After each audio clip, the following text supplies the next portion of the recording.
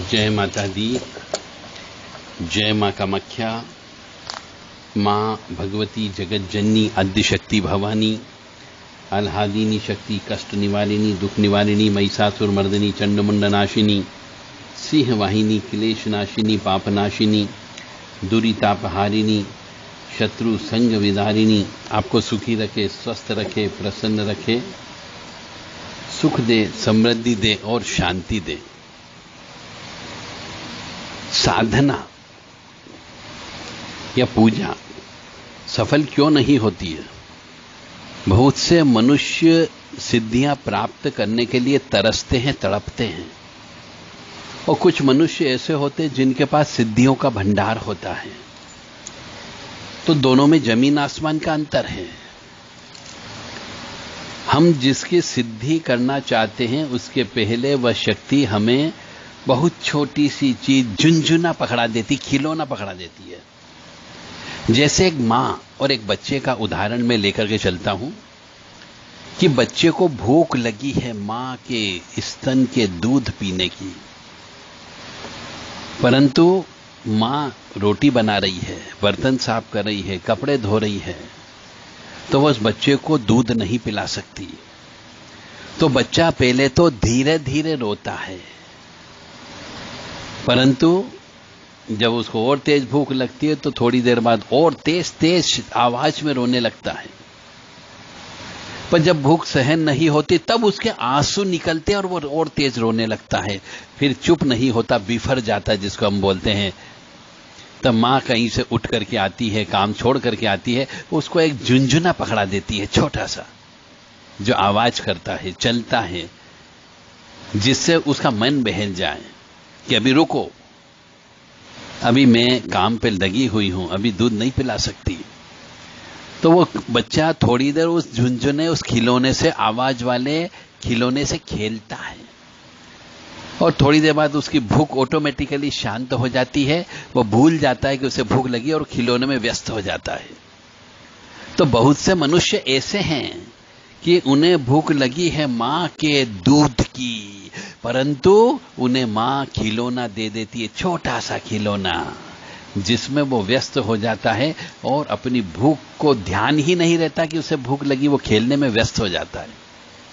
इसी प्रकार साधना में भी जो शक्तियां होती है, वह शक्तियां इसी प्रकार के छोटे से झुनझुने को पकड़ा देती है और व्यक्ति उसी में खेलने लगता, उसी में मस्त रहने लगता, उसी से पैसा कमाने लगता है, और वो सोचता उसके पास सिद्धि आ गई, जबकि वो छोटा सा झुनझुना है प्लास्टिक का।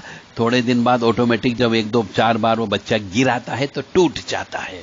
फिर उसके हाथ में कुछ नहीं होता, क्योंकि वो आवाज करना बंद कर देता है, क्योंकि उसकी साधना अधूरी होती है।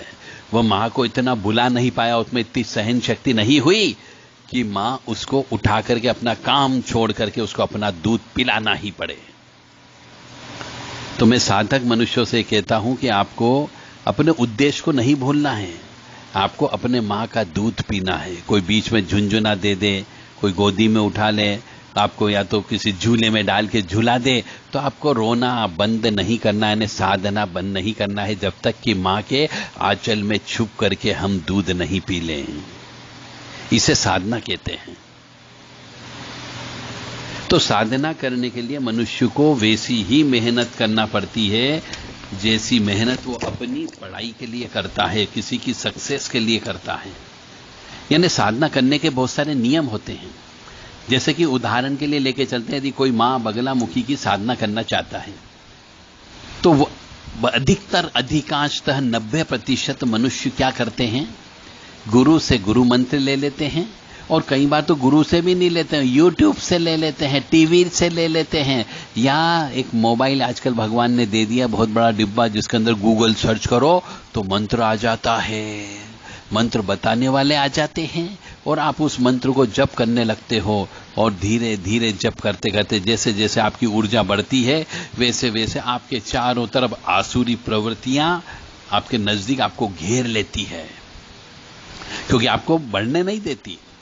ये आसुरी प्रवृत्तियां कभी भी साधक मनुष्य को बढ़ने में भयंकर टांग खींचने का काम करती है। ये इसीलिए टांग खींचने का काम करती है क्योंकि वो जानती है कि यदि तुम साधना में सक्सेस हो गए तो अल्टीमेटली साधना प्राप्त करने के बाद में आप राक्षसी प्रवृत्तियों वालों का ही तो नुकसान करोगे, तो वो आपकी साधना सक्सेस नहीं होने देते हैं। इसीलिए अपनों को सबसे पहले अपना रक्षा कवच तैयार करना होता है कि आसुरी प्रवृत्तियां हमारे ऊपर अटैक न कर सके। तो रक्षा कवच तैयार करना होता है। जिस आसन पर हम बैठते, जिस जगह बैठते हैं उस जगह का बंधन करना होता है। जिस आसन पर बैठते उस आसन को सिद्ध करना होता है और गुरु की शक्तियों को, गुरु के द्वारा प्रदत्त मंत्र को और गुरु के द्वारा बताए गए नियम का पालन करना पड़ता है, क्योंकि इसमें गुरु तत्व अवश्य, क्योंकि ये 10 महाविद्या की एक महाविद्या है। अब आपने मां बगलामुखी का उदाहरण मैंने लिया है, तो मां बगलामुखी के उदाहरण पर ही हम चलते हैं। तो जैसे कोई व्यक्ति मां बगलामुखी की साधना सिद्धि करना चाहता है तो उसे मां बगलामुखी कहां से प्रकट हुई, पहले तो उनके बारे में जानना चाहिए कि मां बगलामुखी का प्राकट्य कैसे हुआ, किस प्रकार से हुआ, क्या काम कर सकती है और उनका जो मंत्र है उस मंत्र का अर्थ क्या है वास्तव में। आप मां बगलामुखी की साधना करके, सिद्धि करके क्या हासिल करना चाह रहे हो, पहले आपका ऑब्जेक्ट क्या है वो तो सोचो कि आप मां बगलामुखी की साधना क्यों करना चाहते हो, पहले इसका जवाब दो। और अपनी अंतरात्मा से पूछो कि मैं मां बगलामुखी की क्यों करना चाहता हूं, मैं काली मां की क्यों नहीं करना चाहता हूं, मैं दुर्गा जी की क्यों नहीं करना चाहता हूं, मैं भैरव जी की क्यों नहीं करना चाहता हूं। पहले इस प्रश्न का खुद स्वयं उत्तर ढूंढे। आपको मां बगलामुखी में ही इंटरेस्ट क्यों रहा, फिर आपको इसके उचित गुरु को ढूंढना चाहिए और गुरु को ढूंढने के बाद में उसके कुछ नियम कानून और नियम कानून का पालन करना चाहिए, तब जाके मां बगलामुखी की साधना सिद्धि होती है। और इसके लिए जो जो तीर्थ स्थान मां बगलामुखी के बनाए गए हैं, जो कुछ तो स्वयंभू हैं, जैसे उज्जैन के पास में नलखेड़ा मध्य प्रदेश में है, मध्य प्रदेश में ही दतिया में मां बगलामुखी का स्थान है जो ज्यादा पुराना नहीं है परंतु सिद्ध स्थान है। और एक कांगड़ा में हिमाचल प्रदेश में भी मां बगलामुखी का मंदिर है। ऐसे कुछ कुछ मंदिर जो बहुत सिद्ध हैं, जागृत हैं, उन मंदिरों की यात्रा करना होती है। उन मंदिरों में जाकर के रह करके साधना करना होती है, जप करना पड़ता है, तप करना पड़ता है, अनुष्ठान करना पड़ता है, भूखे प्यासे भी रहना पड़ता है और दान धर्म भी करना पड़ता है। साधना सिद्धि जब तक नहीं सिद्ध नहीं होती साधनाएं, जब तक कि आप दान नहीं करो। अपनी कमाई का कुछ हिस्सा 10% हिस्सा आपको दान भी करना पड़ता है। अब इस 10% हिस्से में अन्न का दान भी अनिवार्य है, जल का दान भी अनिवार्य है, दूध का दान भी अनिवार्य है, बर्तन का भांडे का दान अनिवार्य है, अष्ट धातु का दान अनिवार्य है, जिसके अंदर सोना, चांदी, तांबा, पीतल, जस्ता, ये सब उसमें शामिल होता है। उसके बाद में कन्या पूजन करना अत्यंत आवश्यक होता है, हवन करना अत्यंत आवश्यक होता है, वस्त्रों का दान देना अनिवार्य होता है। और जो हमारे मुख्य प्राणी होते हैं, यानी गाय, कुत्ता, मछली, पशु, पक्षी, इनको भी दाना खिलाना पड़ता है। चींटियों को दाना देना पड़ता है, चींटियों को शक्कर और कसार देना पड़ती है, तब जाकर के मां बगलामुखी सिद्ध होती है। तो केवल मां बगलामुखी के लाखों करोड़ों जप करने से सिद्धि हासिल नहीं होगी, और इसके लिए बहुत शुद्धता, स्वच्छता, पवित्रता की आवश्यकता होती है। आपको शुद्धता, स्वच्छता, पवित्रता का मतलब हो गया किसी भी मरे गड़े में नहीं जाना है। किसी के यहां जब साधना प्रारंभ करते तो किसी के यहां मृत्यु हो गई तो उस मृत्यु में शामिल नहीं होना है। किसी के यहां 13वीं, 10वीं या 11वीं का भोजन नहीं करना, उसके यहां का पानी भी नहीं आपको पीना है। और जब तक 1.25 महीना हो जाए उसके यहां पे जाना भी नहीं है। साधना करते समय आपको समाज से कटना पड़ता है। साधना में दाढ़ी बाल नहीं कटाना पड़ते हैं, ये भी नहीं कटाए जाते हैं। और जब साधना करते हैं तो मां बगलामुखी की साधना की जाती है तो इसके लिए शमशान सबसे सर्वोत्तम स्थान होता है। तो शमशान जाना पड़ता है और शमशान में साधना करना पड़ती, क्योंकि मां बगलामुखी 10 महाविद्या में से एक महाविद्या है। क्योंकि अब 10 महाविद्या का मतलब हो गया, ये 10 महाविद्या सती नामक जो प्रथम शिवजी की पत्नी थी, उनके शरीर से यह 10 महाविद्या प्रकट हुई थी। जब शिव जी को चारों तरफ रास्ता नहीं मिला था, तब मां भगवती ने उनको बताया था कि मैं ये 10 दिशाओं में मैं ही व्याप्त हूं, और कौन कौन सी दिशा में कौन कौन सी देवी खड़ी है, तो ये 10 महाविद्या खड़ी हुई थी। तो उस समय से ही मां बगलामुखी का प्राकट्य हो गया था। तो ये मां भगवती काली, आद्य शक्ति काली का ही एक भाग है, तो इनको बलि भी देना पड़ती है। बहुत से मनुष्य कहते नहीं साहब ये तो मीठी देवी है, पीले लड्डू चढ़ा दो, पीले फल चढ़ा दो, पीली मिठाई चढ़ा दो, इससे मां बगलामुखी प्रसन्न नहीं होती है, क्योंकि ये काली मां है, क्रोधित अवस्था वाली है, बिल्कुल भी माफ नहीं करती गलती होने पर। इसलिए इस मां भगवती को क्रोध दिलाने के लिए बहुत से मनुष्य मिर्ची से हवन करते हैं, शत्रुओं का नाश करने में इनका प्रयोग करते हैं। तो मां भगवती ऐसे ही शत्रुओं को नाश कर देगी और ऐसे ही आपके द्वारा दी गई लाल मिर्ची को खा जाएगी। पीली सरसों से हवन क्यों करते हैं? उग्रता के लिए करते हैं। तो उग्रता के लिए पहले मां को बलि देना पड़ती है, तब जाके उग्रता शांत होती है, अन्यथा वो उग्र तो हो जाएगी परंतु आपको या आपके परिवार को खा जाएगी। इस रहस्य को समझने का प्रयास करिए। आप मां बगलामुखी का हवन करिए, पीले लड्डू से करिए, पीले बूंदी से करिए, मीठे से करिए। काय को पीली सरसों से हवन करते हो, काय को लाल मिर्ची से हवन करते हो, काय को उनकी हवन सामग्री में हल्दी डालते हो। आपको यह सटीक ज्ञान कोई भी देने वाला नहीं, क्योंकि आप पागल होने वाले हो। और मां बगलामुखी का कुछ लोग हवन करते हैं तो मुट्ठी भर भर के फेंकते हैं हवन सामग्री अग्नि में, वह भी उचित नहीं है। हवन जैसे किया जाता है कि जैसे हम भोजन करते हैं अपने मुंह में, तो भोजन क्या हम फेंक करके खाते हैं क्या? हम फेंक करके नहीं खाते हैं।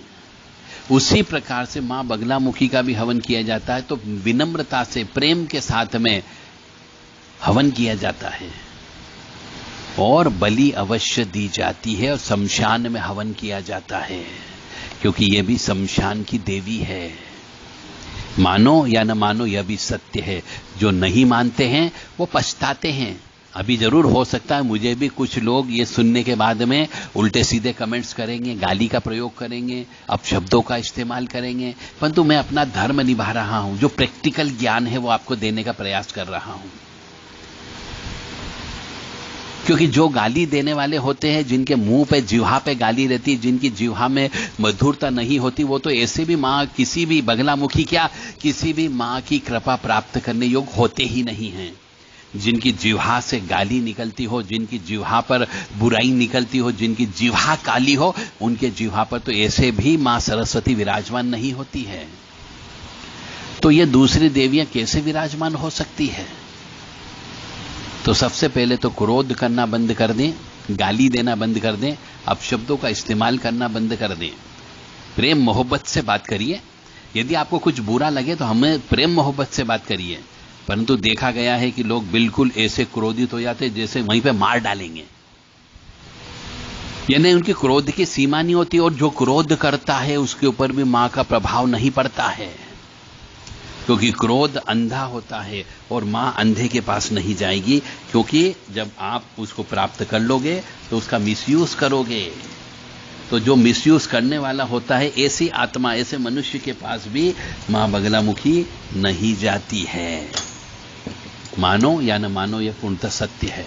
ओम ह्लीं बगलामुखी सरदुष्टानाम वाचम मुखम पदम स्तभ्यम जिह्वाम किलय किलय बुद्धि विनाशा ह्लीं ओम फट। तो मां बगलामुखी की साधना करने के पहले आपको शिव जी को भी साधना होगा, रुद्र अभिषेक करना होगा। हर सोमवार को रुद्र अभिषेक करना होता है साधना काल में, और 5 माला ओम नमः शिवाय की या महामृत्युंजय मंत्र की जप करना पड़ती है। ओम महामृत्युंजय महादेव नमो नमः। ओम मृत्युंजय महादेव त्राहि मां शरणागतम जन्म मृत्यु जरा व्याधि पीड़ितम कर्म बंधने। इस मंत्र का जप करना होता है 5 माला प्रतिदिन। पीपल के वृक्ष के नीचे करोगे, बहुत अच्छी बात होगी, क्योंकि पीपल भी गुरु का तत्व होता है। गुरुवार के दिन से प्रारंभ करें या फिर नवरात्रि में पहले दिन से प्रारंभ कर सकते हैं। गुप्त नवरात्रि इसके लिए सबसे अच्छा समय होता है, और किसी सिद्ध स्थान पर जाकर के ही करें। जहां पर मां बगलामुखी का मंदिर हो, जैसे कामाख्या में मां बगलामुखी का सिद्ध मंदिर है, वहां पर बैठ करके हवन पूजन जप तप और बलि अवश्य दीजिए। कन्या पूजन भी अवश्य करिए, भंडारा भी करिए। जय माता दी, जय मां कामाख्या। मेरी बात का यदि किसी साधक मनुष्य को बुरा लगा हो तो हम क्षमा प्रार्थी है, परंतु चूंकि यह सत्य है और धर्म का काम है, इसलिए यदि कोई मनुष्य भटक रहा हो तो उसको सही राह पर लाने के लिए जो सत्य बात कहना है वो हमने आपके सामने रख दी। जो व्यक्ति मां बगलामुखी की साधना करते करते पागल हो गया हो, अर्ध विक्षिप्त अवस्था में हो गया हो, मानसिक स्थिति खराब हो गई हो, मां बगलामुखी की साधना करते करते उसको 5-7 साल हो गए हो और अभी तक कोई भी सुरूर भी पैदा नहीं हुआ हो, तो आप देव राधा ट्रस्ट सत्यवाणी चैनल से संपर्क कर सकते हैं व्हाट्सएप के माध्यम से कि आपकी साधना को कौन खा रहा है, कहां जा रही है, ब्रह्मांड में भटक रही है या ऐसे ही पानी में बह रही है। आप जो मेहनत कर रहे हो उसको ये आपको बताया जा सकता है, सही डायरेक्शन दिया जा सकता है। जय माता दी, जय मां बगलामुखी, जय मां पीतांबरा। ओम नमः शिवाय, ओम नमः शिवाय, ओम नमः शिवाय, ओम नमः शिवाय, ओम नमः शिवाय, ओम नमः शिवाय, ओम नमः शिवाय। रीम रीम ओम नमः शिवाय, रीम ओम, रीम रीम ओम नमः शिवाय, रीम ओम।